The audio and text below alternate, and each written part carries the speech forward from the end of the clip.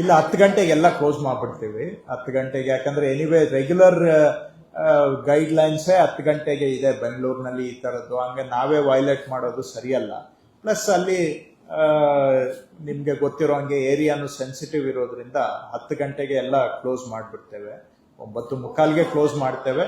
ಈಗ ರಿಸ್ಕು, ಈಗ ನೋಡಿ ರಿಸ್ಕು ಇದೆ ಇಲ್ಲ ಅಂತಲ್ಲ, ಆಯ್ತಾ. ಆದ್ರೆ ಜನನೂ ಕೂಡ ಸಿಟಿಯಲ್ಲಿ ಇವತ್ತು ಏನಾದ್ರೂ ಸಂಭ್ರಮಾಚರಣೆ ಮಾಡಬೇಕು ಅಂದ್ರೆ, ಏನಾದ್ರೂ ಹಬ್ಬ ಮಾಡ್ಬೇಕಂದ್ರೆ ಎಲ್ಲೆಲ್ಲಿ ಅವಕಾಶ ಇದೆ ನನಗೂ ಸ್ವಲ್ಪ ಹೇಳಿ.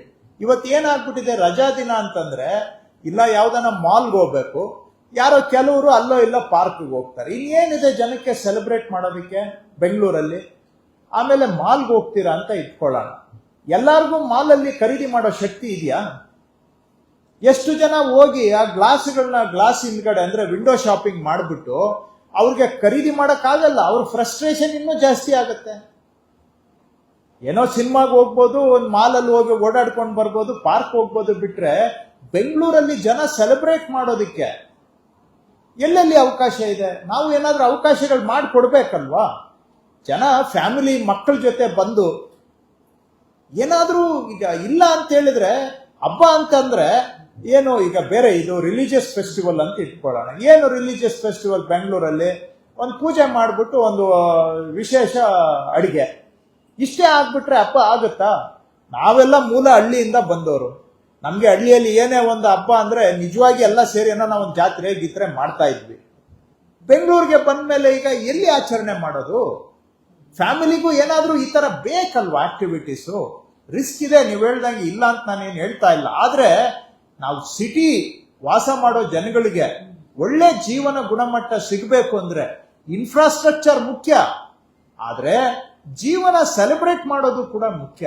ಅದು ಮಕ್ಕಳು ತಂದೆ ತಾಯಿಗಳ ಜೊತೆಗೆ ಎಲ್ಲೋ ಒಂದಿನ ಬಂದು ವಿಧಾನಸೌಧ ಸುತ್ತ ಓಡಾಡಿಕೊಂಡು ಏನೋ ಒಂದು 4 ಕ್ಷಣ ಅವ್ರು ಸಂತೋಷ ಪಟ್ರೆ ಆ ಸಂತೋಷಕ್ಕೆ ನಾವು ಬೆಲೆ ಕಟ್ಟಕ್ ಆಗೋದಿಲ್ಲ. ಅಂತಹ ಅವಕಾಶಗಳನ್ನ ಮಾಡಿಕೊಡ್ಬೇಕು ಅನ್ನೋದು ಎಚ್ಚರಿಕೆಯಿಂದ ಮಾಡ್ತೇವೆ. ನೀವು ಹೇಳಿದ್ದನ್ನು ನಾವು ಗಮನದಲ್ಲಿ ಇಟ್ಕೊಂಡು ಎಚ್ಚರಿಕೆಯಿಂದ ಮಾಡ್ತೇವೆ. ಸರ್, ಈಗ ಇಡೀ ಬೆಂಗಳೂರಲ್ಲಿ ಕಾರ್ಮಿಕರೇ ಜಾಸ್ತಿ ಇದ್ದಾರೆ.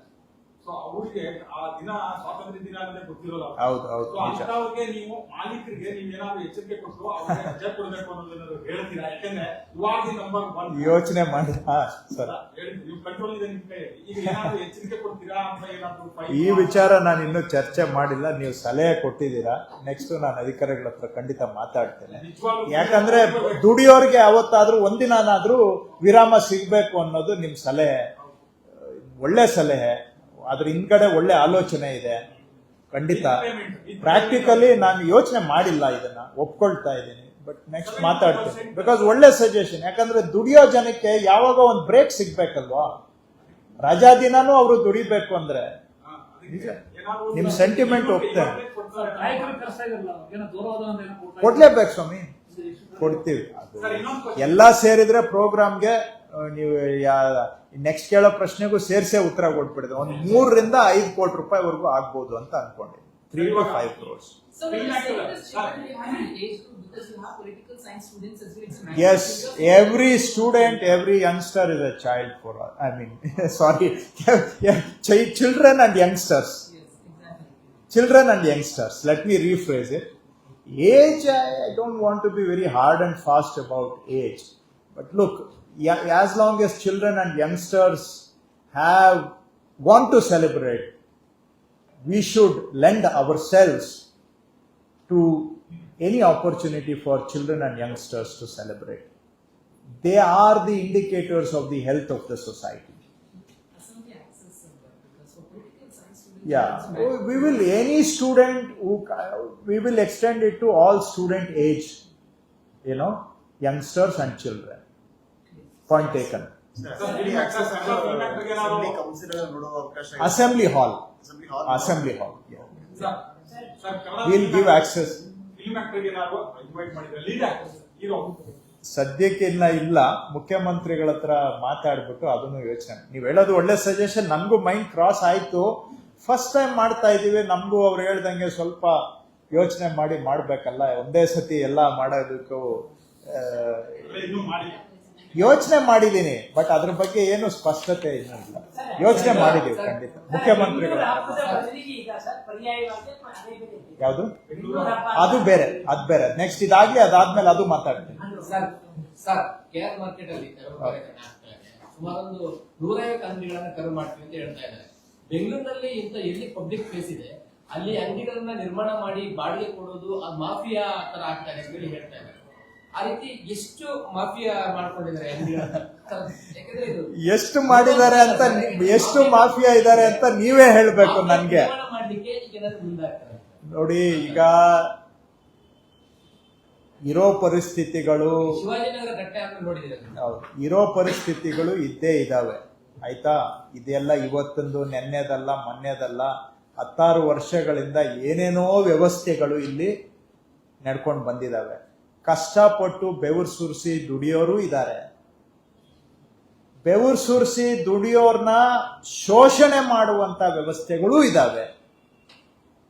ಆಯ್ತಾ, ಆ ಶೋಷಣೆಯನ್ನ ಮಾಡ್ತಾ ಮಾಡ್ತಾ ನಾವು ಅಮಾಯಕರು ಅಂತೇಳಿ ಅದನ್ನ ಪ್ರತಿಬಿಂಬಿಸ್ತಕ್ಕಂಥ ವ್ಯವಸ್ಥೆಗಳು ಕೂಡ ಇದಾವೆ. ಅಂದ್ರೆ ಇವೆಲ್ಲ ಬೆಂಗಳೂರಿನಲ್ಲಿ ಒಂಥರ ಪಾರ್ಟ್ ಅಂಡ್ ಪಾರ್ಸೆಲ್ ಆಗ್ಬಿಟ್ಟಿದೆ.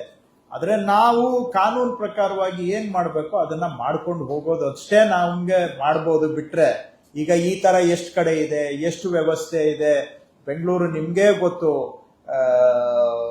18,000 ಕಿಲೋಮೀಟರ್ ರಸ್ತೆಗಳಿದೆ ಅಂತಂದ್ರೆ ಲೆಕ್ಕ ಹಾಕೊಳ್ಳಿ. ಬೆಂಗಳೂರು ಎಲ್ಲಿಂದ ಎಲ್ಲಿವರೆಗೆ ಯಾರಿಗೆ ಊಹೆಗೆ ಸಿಗುವಂತ ಊಹೆ ಮೀರಿ ಬೆಳೆದು ಹೋಗಿದೆ. ಎನಿವೆ, ಈ ಕೇಸ್ ಬಗ್ಗೆ ತಮ್ಗೆ ಹೇಳೋದಾದ್ರೆ, ಅವರು ಸುಮಾರು ಅಂಗಡಿಗಳನ್ನ ಅಲ್ಲಿ ಕಟ್ಕೊಂಡ್ಬಿಟ್ಟಿದ್ದಾರೆ. ಫುಟ್ಪಾತ್ ಮೇಲೆ ಪರ್ಮನೆಂಟ್ ಅಂಗಡಿಗಳನ್ನ ಕಟ್ಕೊಂಡ್ಬಿಟ್ಟಿದ್ದಾರೆ. ಶೀಟು, ಶಟರು, ಏನಂತೀರ ಶಟರ್ಗೆ, ಅಲ್ಲ ಇದು ರೋಲಿಂಗ್ ಶಟರ್ ಹಾಕೊಂಡು ಎಲೆಕ್ಟ್ರಿಕಲ್ ಕನೆಕ್ಷನ್ ತಗೊಂಡ್ಬಿಟ್ಟು ಪರ್ಮನೆಂಟ್ ಆಗಿ ಮಾಡ್ಕೊಂಡ್ಬಿಟ್ಟಿದ್ದಾರೆ. ಇವ್ರನ್ನ ತೆರವು ಮಾಡಬೇಕು ಅಂದಾಗ ಅವರೆಲ್ಲ ಕೋರ್ಟ್ಗೆ ಹೋಗಿ ಒಂದು 6 ಜನ ಕೇಸ್ ಹಾಕೊಂಡ್ರು. GBA ವಿರುದ್ಧವಾಗಿ, ಕಾರ್ಪೊರೇಷನ್ ವಿರುದ್ಧವಾಗಿ ಕೋರ್ಟ್ನಲ್ಲಿ ಕೇಸ್ ಹಾಕೊಂಡ್ರು. ಕೋರ್ಟ್ ಅಲ್ಲಿ ಆ ವಾದ ವಿವಾದ ನಡೆದಾಗ ಅಲ್ಲಿ ವಾಸ್ತವಾಂಶ ಹೊರಗಡೆ ಬಂದಿದ್ದೇನೆಂದ್ರೆ, ಅವರು ನಮ್ಗೆ ಇಲ್ಲಿ ಲೈಸೆನ್ಸ್ ಕೊಟ್ಟಿದ್ದಾರೆ ಅಂತ ಹೇಳಿ ಅದರ ಆಧಾರದ ಮೇಲೆ ಕೋರ್ಟ್ಗೆ ಹೋಗಿದ್ರು. ನೋಡಿದ್ರೆ ಅವ್ರಿಗೆ ಕೊಟ್ಟಿರೋ ಲೈಸೆನ್ಸ್ಗಳು ಅವೆಲ್ಲ ಬೋಗಸ್. ಅವು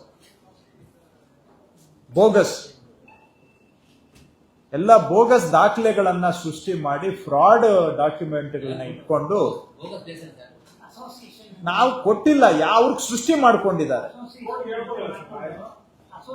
ಹೇಳ್ತಾ ಇದ್ದೀನಿ, ಅದನ್ನೇ ಕೇಳಿಸ್ಕೊಳ್ಳಿ. ಅವೆಲ್ಲ ದಾಖಲೆಗಳು ಅವರು ಕೋರ್ಟ್ಗೆ ಸಬ್ಮಿಟ್ ಮಾಡಿದಾಗ ನಾವು ಅದನ್ನ ಪರಿಶೀಲಿಸಿದಾಗ ಆವಾಗ ಪತ್ತೆ ಆಗಿದ್ದು ಇವೆಲ್ಲ ಬೋಗಸ್ ದಾಖಲೆಗಳು, ಫ್ರಾಡ್ ಕ್ರಿಯೇಟ್ ಮಾಡ್ಕೊಂಡಿದ್ದಾರೆ ಅಂತ. ವಾದ ಪ್ರತಿವಾದ ಕೋರ್ಟ್ನಲ್ಲಿ ನಡೆದಾಗ ಕೋರ್ಟ್ನಲ್ಲೂ ಕೂಡ ಅಬ್ಸರ್ವ್ ಮಾಡಿದರೆ, trade licence relied upon by the petitioners were dubious and were not signed by the revenue officers authorised to sign such licences. ಇದನ್ನ ಕೋರ್ಟ್ನಲ್ಲಿ ನಾವು ಮಂಡಿಸಿದಾಗ ಕೋರ್ಟ್ನವರು ಕೂಡ ಇದನ್ನ ಒಪ್ಕೊಂಡಿದ್ದಾರೆ.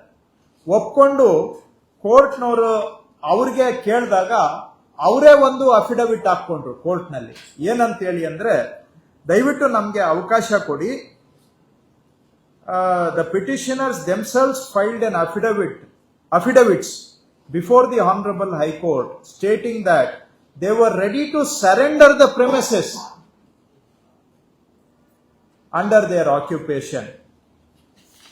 ಸೊ ಅವರೇ ಅಫಿಡವಿಟ್ ಹಾಕೊಂಡ್ರು, ನಾವು ಈ ಜಾಗವನ್ನ ವಾಪಸ್ಸು ಸರೆಂಡರ್ ಮಾಡ್ತೀವಿ ಅಂತ ಹೇಳಿ ಅಂತ. ಸೊ ಈಗ ವಾದ ಪ್ರತಿವಾದವನ್ನ ಕೇಳ್ಬಿಟ್ಟು ಕೋರ್ಟ್ನವರು ಒಂದು 2-3 ಸೂಚನೆ ಕೊಟ್ರು.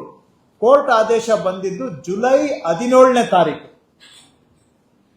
ಆದೇಶದಲ್ಲಿ ಏನ್ ಹೇಳ್ತಾರೆ ಕೋರ್ಟ್ನವರು, ಇವರಿಗೆ ಅವರಾಗಿ ಅವರು ಈ ಜಾಗವನ್ನ ತೆರವು ಮಾಡಿ ಆ ಜಾಗವನ್ನ ವಾಪಸ್ಸು ಪಾಲಿಕೆಗೆ ಬಿಟ್ಟು ಕೊಡೋದಕ್ಕೆ ಅವರಿಗೆ 15 ದಿನ ಸಮಯ ಕೊಡಿ. ರಿಪೀಟ್ ಮಾಡ್ತೇನೆ, ಅವರು ಯಾವ ಜಾಗವನ್ನ ಅತಿಕ್ರಮಣ ಮಾಡಿದ್ದಾರೆ ಆ ಜಾಗವನ್ನ ತೆರವು ಮಾಡಿ ವಾಪಸ್ಸು ಪಾಲಿಕೆಗೆ ಅವರಾಗವರು ವಾಪಸ್ ಪಾಲಿಕೆ ವಶಕ್ಕೆ ಕೊಡೋದಕ್ಕೆ 15 ದಿನ ಸಮಯಾವಕಾಶವನ್ನ ಕೊಡಿ ಅಂತ ಹೇಳಿದೆ. ಹಾಗೂ 15 ದಿನದಲ್ಲಿ ಅವರೇ ವಾಪಸ್ ಕೊಡ್ಲಿಲ್ಲ ಅಂತ ಹೇಳಿದ್ರೆ ಪಾಲಿಕೆ ಅಧಿಕಾರಿಗಳು ಯಾವುದೇ ಫರ್ದರ್ ನೋಟಿಸ್ ಕೊಡೋ ಅವಶ್ಯಕತೆ ಇರೋದಿಲ್ಲ, ಹೋಗಿ ಅದನ್ನ ತೆರವು ಮಾಡಬೇಕು ಅಂತ ಹೇಳಿದ್ದಾರೆ ಕೋರ್ಟ್ನಲ್ಲಿ. 17ನೇ ತಾರೀಕು 7ನೇ ತಿಂಗಳು ಅದೇ ಸ್ಪಾಟ್. ಇದು ನಾನು ಈಗ ಮಾತಾಡ್ತಾ ಇರೋದು ಇವತ್ತು ಕಾರ್ಯಾಚರಣೆ ಆಗ್ತಾ ಇರುವ ಆ ಜಾಗದ್ದೇ. ಕೋರ್ಟ್ ಅಲ್ಲಿ ಯಾವ ಜಾಗ ಅಂತ ಸ್ಕೆಚ್ಚು ಕೂಡ ಸರ್ವೆ ಸ್ಕೆಚ್ ತರಿಸ್ಕೊಂಡು ಅದ್ರ ಮೇಲೆ ಆದೇಶ ಮಾಡಿದ್ದಾರೆ. ಯಾಕಂದ್ರೆ ಇದು ಎಲ್ಲಿಗೋ ಮಾಡಿದ್ದಾರೆ ಅದು ಇದು ಅನ್ನುವಂತ ಊಹಾಪೋಹಗಳಿಗೆ ಅವಕಾಶನೇ ಇಲ್ಲ. ಸ್ಕೆಚ್ ಕೋರ್ಟ್ಗೆ ಸಬ್ಮಿಟ್ ಆಗಿದೆ, ಈ ಸ್ಕೆಚ್ ಆಧಾರದ ಮೇಲೆ ಆದೇಶ ಮಾಡಿದ್ದಾರೆ. ಸೊ ಹಾಗಾಗಿ ಅವರು 15 ದಿನ ಅವ್ರಿಗೆ ಸಮಯ ಕಳೆದು ಇನ್ನೂ ಹೆಚ್ಚು ಟೈಮ್ ಕೊಟ್ಟಾಗಿದೆ. ಆದರೂ ಕೂಡ ಅವರು ತೆರವು ಮಾಡಿಕೊಳ್ಳದೆ ಹೋದಾಗ ಅವರು ಇವತ್ತು ಕೋರ್ಟ್ನ ನಿರ್ದೇಶನದಂತೆ ತೆರವು ಕಾರ್ಯಾಚರಣೆಯನ್ನ ಇವತ್ತು ಮಾಡ್ತಾ ಇದ್ದಾರೆ. ನೀವು ನಿಮಗೆ ಕೆಲವರು ಮಾಧ್ಯಮದವರು ಫೋನ್ ಮಾಡಿ ನನಗೆ ಕೇಳಿದ್ರು, ಏನ್ ಸರ್ ಈ ತರ ಈ ಒಂದೊಂದು ಲೈಸೆನ್ಸ್ಗೆ 3 ಲಕ್ಷ 4 ಲಕ್ಷ ಕೊಟ್ಟು ಇವೆಲ್ಲ ಬೋಗಸ್ ದಾಖಲೆಗಳನ್ನ ತಗೊಂಡಿದ್ದೀವಿ ಅಂತ ಅವ್ರು ಹೇಳ್ತಾ ಇದ್ದಾರೆ. 3-4 ಲಕ್ಷ ಕಲೆಕ್ಟ್ ಮಾಡಿದ್ದಾರೆ ಒಂದೊಂದು ಲೈಸೆನ್ಸ್ಗೆ. ಇದ್ರ ಬಗ್ಗೆ ನಿಮ್ಮದು ಏನು ಅಭಿಪ್ರಾಯ ಅಂತ ಇಲ್ಲಿ ಬಂದ ತಕ್ಷಣ ಒಂದಿಬ್ಬರು ಬಂದು ನಿಮ್ಮ ಸ್ನೇಹಿತರು ನನಗೆ ಕೇಳಿದ್ರು. ನಿಮ್ಮಿಂದ ನಾನು ರಿಪೀಟ್ ಮಾಡ್ತಾ ಇದ್ದೇನೆ, ಮಾಧ್ಯಮದ ಪ್ರತಿನಿಧಿಗಳೇ 1-2-3 ನನಗೆ ಕೇಳಿದ್ರು, ಈ ತರ ಇವುಗಳನ್ನೆಲ್ಲ ಅಲ್ಲಿ ಅಂಗಡಿಗಳನ್ನ ಒತ್ತುವರಿ ಮಾಡಿ ಅಂಗಡಿ ನಿರ್ಮಾಣ ಮಾಡಲಿಕ್ಕೆ 3-4 ಲಕ್ಷ ರೂಪಾಯಿ ಯಾರೋ ವಸೂಲಿ ಮಾಡಿದ್ದಾರಂತೆ ಅಂತ ನಿಮ್ಮ ಸ್ನೇಹಿತರು ನನಗೆ ಕೇಳಿದ್ರು. ಅವ್ರ ಮುಖಾಂತರ ನನಗೆ ಬಂದಂತ ಮಾಹಿತಿ ನಿಮ್ ಜೊತೆಗೆ ಹಂಚ್ಕೊಳ್ತಾ ಇದ್ದೀನಿ. ನನ್ಗೆ ಯಾವ್ದು ಆ ತರ ಮಾಹಿತಿ ಇಲ್ಲ, ಯಾರು ಕಲೆಕ್ಟ್ ಮಾಡಿದ್ರು ಏನು ನನ್ಗೂ ಗೊತ್ತಿಲ್ಲ. ಆದ್ರೆ ನಿಮ್ ಸ್ನೇಹಿತರು ನನ್ಗೆ ಪ್ರಶ್ನೆ ಮಾಡಿದ್ದನ್ನ ನಾನು ಆ ಮಾಹಿತಿಯನ್ನ ತಮ್ಮ ಜೊತೆಗೆ ಹಂಚ್ಕೊಳ್ತಾ ಇದ್ದೇನೆ. ಅಲ್ಲಿ ಅವರು ಮಾತಾಡ್ತಾ ಇದ್ದಾರೆ 3-4 ಲಕ್ಷ ರೂಪಾಯಿ ಈ ತರ ಎಲ್ಲ ವಸೂಲಿ ಮಾಡಿ ಈ ಅತಿಕ್ರಮಣಕ್ಕೆ ನಮ್ಗೆ ಮಾಡಿಕೊಟ್ಟಿದ್ದಾರೆ ಅಂತ. ಯಾರು ವಸೂಲಿ ಮಾಡಿದ್ರು ಏನು ಬೇಕಾದ್ರೆ ನಾನು ಅದನ್ನ ಚೆಕ್ ಮಾಡಿಸ್ತೇನೆ. ಈಗ ಇವತ್ತು ನಾವು ಈ ವ್ಯಾಪಾರಸ್ಥರು ಮಾತಾಡಿಸಿದ್ವಿ, ಯಾರೊಬ್ರು ಬೆಳಗ್ಗೆ ಜಾವ 4 ಗಂಟೆಗೆ ಬಂದಿರೋದು ಮನೆ ವ್ಯಾಪಾರ 1 ಲಕ್ಷ ಕೊಡಿ 2 ಲಕ್ಷ ಕೊಡಿ ನಾವು ಇವತ್ತು ಏನ್ ತೆರವು ಕಾರ್ಯಾಚರಣೆ ಕೆಲಸ ಮಾಡ್ತೀವಿ ಅಂತ ಹೇಳಿ ಅವರು ಕೊಡ್ಲಿಲ್ಲ ಅಂತ ಒಂದು ಅಸಮಾಧಾನ ವ್ಯಕ್ತಪಡಿಸಿದ್ರು. ಆ ಥರದ್ದಾದ್ರೂ ಎಂಕ್ವೈರಿ ಆಗ್ತದೆ ಹೇಗೆ? ಇವತ್ತು ಯಾರಾದ್ರೂ ಹೋಗಿ ವಸೂಲಿ ಮಾಡಿದ್ರು ಕೂಡ ನಾನು ಅವ್ರಿಗೆ ಮನವಿ ಮಾಡ್ತೇನೆ, ಇವತ್ತು ಯಾರು ಬೇಡಿಕೆ ಇಟ್ಟಿದ್ರು ನಮ್ಗೆ ಮಾಹಿತಿ ಕೊಡ್ಲಿ. ಅಥವಾ ಹಿಂದೆ ಅವರು ಅಂಗಡಿಯಲ್ಲಿ ಮಾಡ್ಕೊಳ್ಳೋವಾಗ 3-4 ಲಕ್ಷ ಕೊಟ್ಟಿದೀವಿ ಅಂತ ಅವರು ಹೇಳ್ಕೊಂಡಿದಾರಂತೆ, ಯಾರಿಗೆ ಕೊಟ್ಟಿದ್ದಾರೆ ಅಂತ ಹೇಳಿದ್ರೆ ಖಂಡಿತ ಅವ್ರ ಮೇಲೆ ನಾನು ಆಕ್ಷನ್ ತಗೊಳ್ತೇನೆ. ಬಟ್ ಯಾರಾದ್ರೂ ಮಾಹಿತಿ ಕೊಡ್ಬೇಕು. ಬರೀ ಊಹಾಪೋಹದ, ಈಗ ನಿಮ್ಮಂತವ್ರೆ ನನ್ಗೆ ಇಲ್ಲಿ ಬೆಳಿಗ್ಗೆ ಕೇಳಿದ್ರು, ಏನ್ ಸರ್ ಅವ್ರು 3-4 ಲಕ್ಷ ಅವ್ರ ಹತ್ರ ವಸೂಲಿ ಮಾಡಿದಾರಂತೆ ಅಂತ. ಯಾರು ಅಂತ ಹೇಳಿದ್ರೆ ನಾನು ಖಂಡಿತವಾಗಿ ಅವ್ರ ಮೇಲೆ ಲೀಗಲ್ ಆಕ್ಷನ್ ತಗೊಳ್ತೇನೆ. ಈಗ ನಾನು ಮಂತ್ರಿಯಾಗಿ ಕೂಡ 3-4 ಲಕ್ಷ ತಗೊಂಡಿದ್ದಾರೆ ಅಂತ ಹೇಳ್ಬೇಕಾದ್ರೇನು ನಿಮ್ಮಂತವರಿಂದ ಮಾಹಿತಿ ಬಂದಿದ್ದು ಹೇಳ್ತಾ ಇದ್ದೀನಿ ಬಿಟ್ರೆ ನನ್ಗೆ ಅಧಿಕೃತವಾಗಿ ಯಾವುದೂ ಇಲ್ಲ. ರೈಟ್, ಯಾರಾದ್ರೂ ನನಗೆ ಮಾಹಿತಿ ಕೊಟ್ರೆ ಖಂಡಿತ ಅವ್ರ ಮೇಲೆ ನಾನು ಆಕ್ಷನ್ ತಗೊಳ್ತೀನಿ, ಎನ್ಕ್ವೈರಿನೂ ಮಾಡ್ತೇನೆ. Thank you.